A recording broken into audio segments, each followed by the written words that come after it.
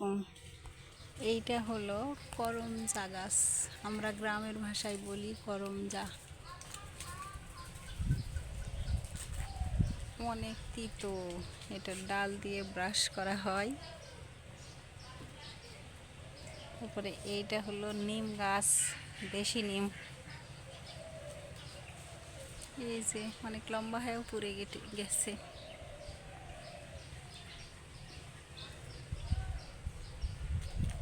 করমজা, নিম। এটা হলো আম গাছ, বিশাল একটা আম গাছ। এটা ফজলি আম, মিনিমাম এর বয়স 50-60-এর উপরে।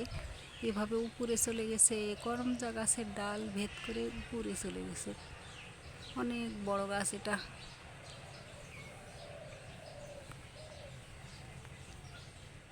এটা একটা গাছ, আম গাছ, এটা ফজলি আম। এটাও, এগুলো অনেক আমের আগের আর কি, পুরাতন গাছ। এই যে উপরে চলে গেছে, দেখেন বিশাল।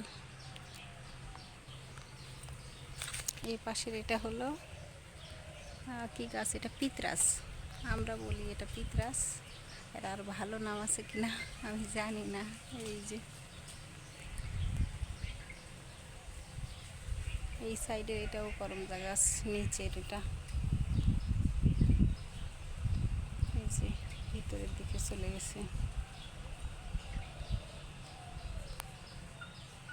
এখানে একটা আছে লেবু গাছ, লেবু, কাগজি লেবু, দেশি যেটা।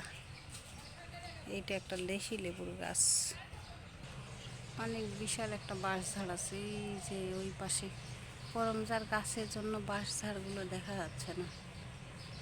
এই যে সাইডে যে লম্বা হয়ে উপরে উঠে গেছে।